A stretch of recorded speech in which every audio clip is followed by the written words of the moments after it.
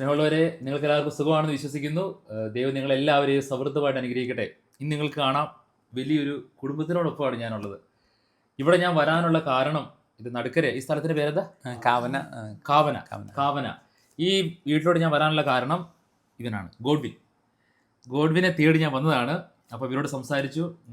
ഗോഡ്വിൻ്റെ parents, വല്യമ്മ, ഇവരെല്ലാവരും ഇവിടെ ഉണ്ട്. ഞാനൊന്ന് ഗോഡ്വിനെ നിങ്ങൾക്കൂടി പരിചയപ്പെടുത്താം. ഗോഡ്വിൻ 7ാം ക്ലാസ്സിലാണ് പഠിക്കുന്നത്, 7ാം ക്ലാസ്സിലാണ് പഠിക്കുന്നത്. എൻ്റെ കയ്യിലിരിക്കുന്ന ഈ ബുക്ക് ഉണ്ടല്ലോ, ഇതിൻ്റെ അകത്ത് ആദ്യത്തെ ബുക്കിൽ തന്നെ നിങ്ങൾ കാണാൻ പറ്റും. ഈ ബുക്കിൽ രണ്ടാമത്തെ ഈ ബുക്കിനകത്ത് ഗോഡ്വിൻ പഠിച്ച വചനങ്ങളാണ് ഓരോ ദിവസവും. ഞാൻ ഇവിടെ ഏകദേശം പല സ്ഥലങ്ങളിലും 500-നടുത്ത് വചനങ്ങൾ ഇതിനകത്തുണ്ട്, അല്ലേ? 500-ന് മുകളിലുണ്ടാവും. 500-ന് മുകളിൽ വചനങ്ങൾ ഗോഡ്വിൻ പഠിച്ച ബുക്കാണിത്. ഇത് 7ാം ക്ലാസ്സിനാണ് ഗോഡ്വിൻ പഠിക്കുന്നെങ്കിലും അവൻ ദൈവവചന പ്രഘോഷണത്തിന് വേണ്ടി ചെയ്ത കാര്യങ്ങളാണ്. ഓരോ സബ്ജക്റ്റ് ബേസ്, രക്ഷിക്കുന്ന ദൈവം എന്നൊക്കെ ഇവിടെ എഴുതി വെച്ചിട്ടുണ്ട്. രക്ഷിക്കുന്ന ദൈവം, ശത്രു സ്നേഹം, ക്രിസ്തുവിൻ്റെ, അങ്ങനെയുള്ള കാര്യങ്ങളെല്ലാം. അങ്ങനെ ഓരോ സബ്ജക്റ്റ്, ഈശോ മിശിഹായെ സ്ഥിരീകരിക്കട്ടെ എന്ന് പറഞ്ഞ് ഓരോ സബ്ജക്റ്റ് ബേസ് ദൈവവചന ശുശ്രൂഷയ്ക്ക് വേണ്ടി ഒരുങ്ങുന്ന കാര്യമാണ്. ഒരു 7ാം ക്ലാസ് പഠിക്കുന്ന ഒരു കുട്ടി ഇത്രമാത്രം ചെയ്യാമെന്ന് പറഞ്ഞാൽ നിസ്സാരമായ കാര്യമല്ല. ഇനി ഗോഡ്വിന് ചില പ്രത്യേകതകളും കാര്യങ്ങളുണ്ട്. അത് നമ്മൾ അവരുടെ പേരൻസിനോട് ചോദിക്കുകയാണ്. ഒന്ന് പേര് പറയാമോ? എൻ്റെ പേര് ലിജി. ചേട്ടൻ്റെ പേര് ബിജു. അമ്മയുടെ പേര് തന്നെ ഏലിക്കുട്ടി.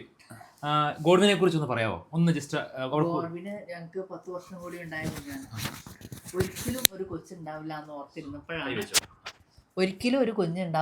ഓർത്തിരുന്നപ്പോഴാണ് ഞങ്ങൾക്ക് ഈശോ ഒരു കുഞ്ഞിനെ തന്നത്. 1.5 വർഷമായിട്ട് ഞാൻ മരുന്നൊക്കെ നിർത്തി. ഈശോയ്ക്ക് ഇഷ്ടമുണ്ടെങ്കിൽ ഒരിക്കലും ഒരു കുഞ്ഞിനെ താന്ന് പറഞ്ഞു. അപ്പോൾ 1.5 വർഷം കഴിഞ്ഞപ്പോൾ ചേട്ടൻ പറഞ്ഞു, അടുത്ത വെക്കേഷന്, ഞാൻ സ്കൂളിൽ പഠിപ്പിക്കണ്ടായിരുന്നേ, അപ്പോൾ അടുത്ത വെക്കേഷന് നമുക്ക് മരുന്നിൻ്റെ ട്രീറ്റ്മെൻറ്റ് ഒന്നുകൂടെ തുടങ്ങാമെന്ന് പറഞ്ഞായിരുന്നു. അപ്പോൾ എനിക്കതൊരു സങ്കടമായിരുന്നു. ഈശോ, ഈ മരുന്നൊന്നും ഇല്ലാണ്ട് ഈശോ എനിക്കൊരു കുഞ്ഞിനെ തന്നെയാണെന്ന് പറഞ്ഞ് ഈശോയോട് പ്രാർത്ഥിച്ചു. പിന്നെ ഒരുപാട് പേര് ഞങ്ങൾക്ക് വേണ്ടി പ്രാർത്ഥിച്ചിട്ടുണ്ട്. ഞങ്ങളെല്ലാവരും ഒന്നിച്ചിരുന്ന് പ്രാർത്ഥിക്കാൻ സമയമില്ലാത്തപ്പോഴും ഓരോരുത്തരും പേഴ്സണലായിട്ട്, മമ്മിയാണെങ്കിലും 33 വിശ്വാസ പ്രമാണം മുടങ്ങാണ്ട് ചൊല്ലിയിട്ടുണ്ട്, ചേട്ടനും. അപ്പോൾ ഞങ്ങൾക്ക് ഒന്നിച്ചിരുന്ന് പ്രാർത്ഥിക്കാൻ സമയം കിട്ടാറില്ല. അപ്പോൾ ചേട്ടൻ ഓട്ടം പോകുമ്പോൾ വെയിറ്റിംഗ് എടുക്കുമ്പോൾ അങ്ങനെ ചൊല്ലുമായിരുന്നു 31 വിശ്വാസ പ്രമാണം.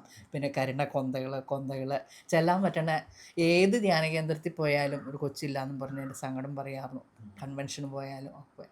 അപ്പോൾ ആരെ കണ്ടാലും ഞാൻ പ്രാർത്ഥന സഹായം ചോദിക്കാറുന്നു. പിന്നെ ഒത്തിരി പേര് ഞങ്ങളെ പരിചയമുള്ളവർ, ചേട്ടനെ പരിചയമുള്ളവർ ഒത്തിരി പേര് ഞങ്ങൾക്ക് വേണ്ടി പ്രാർത്ഥിച്ചിട്ടുണ്ട്.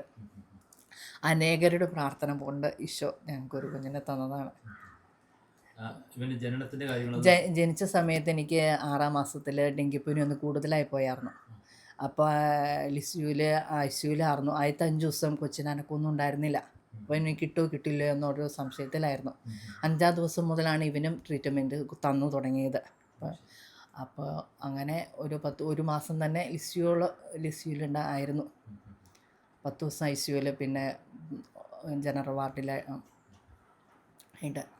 അങ്ങനെ 7ാം മാസത്തിലാണ് ഇവിടെ ഉണ്ടായപ്പോൾ തൂക്കം കുറവുണ്ടായിരുന്നു, ശ്വാസം മുട്ടുണ്ടായിരുന്നു, കണ്ട ഒരു മനുഷ്യ കുഞ്ഞാന്ന് പറയില്ലാത്തൊരു കൊലമായിരുന്നു, തൂക്കം ഉണ്ടായിരുന്നില്ല. അപ്പോൾ ഒരു സങ്കടമായിരുന്നു.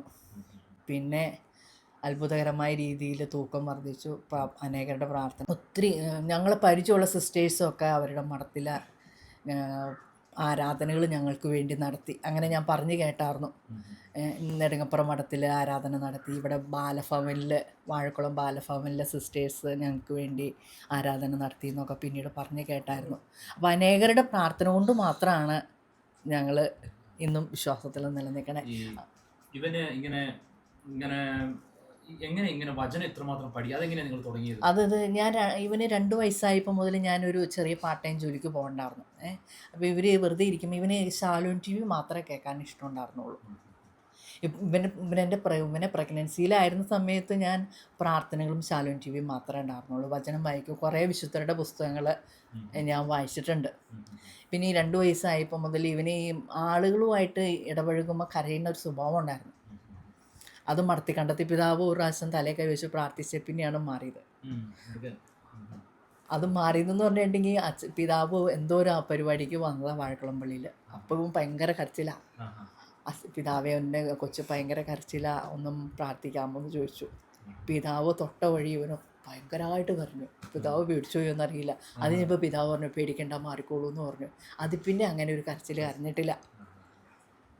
അങ്ങനെ അങ്ങനെ പിന്നെ വചനത്തിൽ ഇങ്ങനെ പഠിക്കും. വചനം എന്ന് പറഞ്ഞിട്ടുണ്ടെങ്കിൽ ശാലോൺ ട്യൂബിൽ ഇങ്ങനെ ഇടയ്ക്ക് വചനങ്ങൾ കൂട്ടിയത് പറയും. അത് കേട്ട് പഠിച്ചിട്ടാണ് ഒരു ദിവസം ഞാൻ വന്നപ്പോൾ ഇങ്ങനെ എന്നോട് വചനം പറഞ്ഞുകൊണ്ടിരിക്കുക. തൊഴുത്തിൽ നിന്ന് വരുന്ന പശുക്കുട്ടി എന്ന പോലെ ഞാൻ തുള്ളിച്ചാടും എന്നും പറഞ്ഞ് അത് കൊട്ടേഷൻ എന്നതാണ്. മലാക്കി 4:2 എന്റെ നാമത്തെ ഭയപ്പെടുന്ന നിങ്ങൾക്ക് വേണ്ടി നീതി സൂര്യൻ ഉദിക്കും, അതിന്റെ ചിറകുകളിൽ സൗഖ്യമുണ്ട്, തൊഴുത്തിൽ നിന്ന് വരുന്ന പശുക്കുട്ടി എന്ന പോലെ നിങ്ങൾ തുള്ളിച്ചാടും. അപ്പോൾ ആ വചനം ഇങ്ങനെ പറഞ്ഞുകൊണ്ട് കിടക്കും. അപ്പോൾ ഇത് എവിടുന്നാണ് പഠിച്ചതെന്ന് എനിക്കറിയില്ല. അപ്പോൾ ഞാൻ നോക്കിയപ്പോൾ പിറ്റേ ദിവസം നോക്കിയപ്പോൾ ശാലോൺ ടി വിയിൽ ഇതിങ്ങനെ ഈ വേള സമയത്ത് പറയാം. അപ്പം അത് കേട്ട് പഠിച്ചാലോ എന്ന് ഓർത്തു. പിന്നെ ഓരോ വചനങ്ങൾ ഇവനിത് കേട്ട് പഠിക്കാൻ തുടങ്ങി. പിന്നെ അന്നൊക്കെ വട്ടായലച്ഛൻ്റെ പ്രസംഗം ശാലോൺ ടി വിയിൽ എല്ലാ അച്ഛന്മാർക്കിടെയും പ്രസംഗത്തിൻ്റെ സമയം ഇവനറിയാം. അപ്പം ആ സമയത്ത് വെച്ച് തരാൻ പറഞ്ഞ് വെച്ചു കൊടുക്കും. അപ്പോൾ ഈ വട്ടായലച്ഛൻ്റെ പ്രസംഗമൊക്കെ അന്ന് ഇങ്ങനെ തുടക്കം മുതൽ ഒടുക്കം വരെ ഇങ്ങനെ പറയുമായിരുന്നു. നല്ല രസമായിരുന്നു. അങ്ങനെ വചനം പഠിച്ചു തുടങ്ങി. പിന്നെ CMC സിസ്റ്റേഴ്സ് വചനം മത്സരം വെച്ചപ്പോൾ അവരിട്ട് തന്ന വചനം പഠിപ്പിച്ചു. അപ്പോൾ അങ്ങനെ അവർ സമ്മാനമൊക്കെ തന്ന് പ്രോത്സാഹിപ്പിച്ചു. അപ്പം ഒത്തിരി സഹായമായി. കാരുണ്യ സിസ്റ്ററും പിന്നെ ജോർലി സിസ്റ്ററും അങ്ങനെ അവർ ഒത്തിരി സിസ്റ്റേഴ്സ് ഉണ്ട് കേട്ടോ. എല്ലാവർക്കും ഒന്നും പേരെനിക്കറിയില്ല. അപ്പം അവരിങ്ങനെ പ്രോത്സാഹിപ്പിച്ചു. അപ്പോൾ ഒരു ചെറിയ വചനം പറഞ്ഞിടുമ്പോഴും എന്ത് രസമാണ്, ഭയങ്കര അഭിഷേകമാണെന്നും പറഞ്ഞ് പ്രോത്സാഹിപ്പിച്ചപ്പോൾ അവനും സന്തോഷം, ഞങ്ങൾക്കും സന്തോഷം.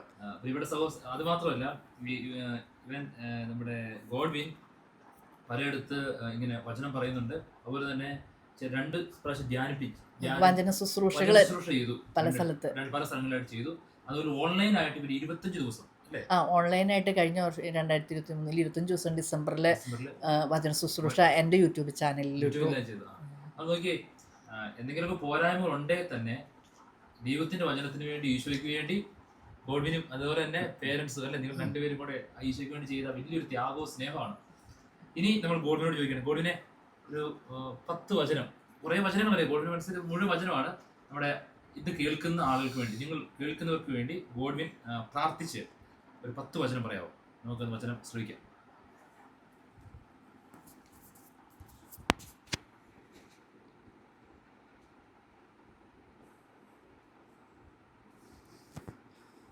വിശുദ്ധ മത്തായിയുടെ സുവിശേഷം 8-ാം അധ്യായം 1 മുതൽ 3 വരെയുള്ള വചനങ്ങൾ.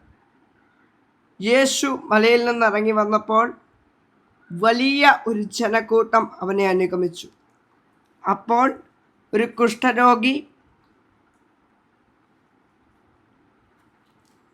കുഷ്ഠരോഗി താണു വണങ്ങി അപേക്ഷിച്ചു, കർത്താവേ, അങ്ങേക്ക് മനസ്സുണ്ടെങ്കിൽ എന്നെ ശുദ്ധനാക്കാൻ കഴിയും.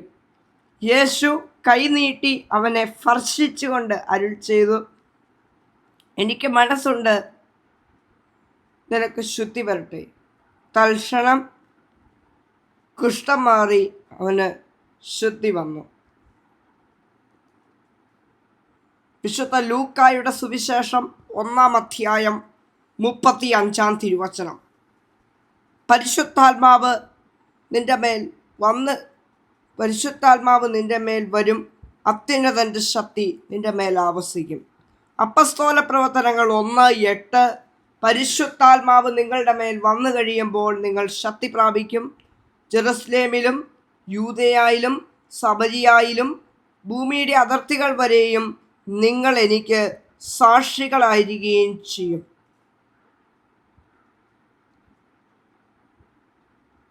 റോമ 8:26. നമ്മുടെ ബലഹീനതയിൽ ആത്മാവ് നമ്മെ സഹായിക്കുന്നു. വേണ്ട വിധം പ്രാർത്ഥിക്കേണ്ടത് എങ്ങനെയെന്ന് നമുക്കറിഞ്ഞുകൂടാ. എന്നാൽ അവാച്യമായ നെടുവീർപ്പുകളാൽ ആത്മാവ് തന്നെ നമുക്ക് വേണ്ടി മധ്യസ്ഥം വഹിക്കുന്നു. സങ്കീർത്തനങ്ങൾ 23:1. കർത്താവാണ് എൻ്റെ ഇടയൻ, എനിക്ക് ഒന്നിനും കുറവുണ്ടാകുകയില്ല. യോഹന്നാൻ 1:1.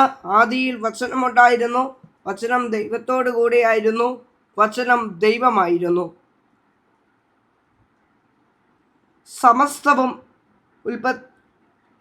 സമസ്തവും അവനിലൂടെ ഉണ്ടായി, ഒന്നും അവനെ കൂടാതെ ഉണ്ടായിട്ടില്ല.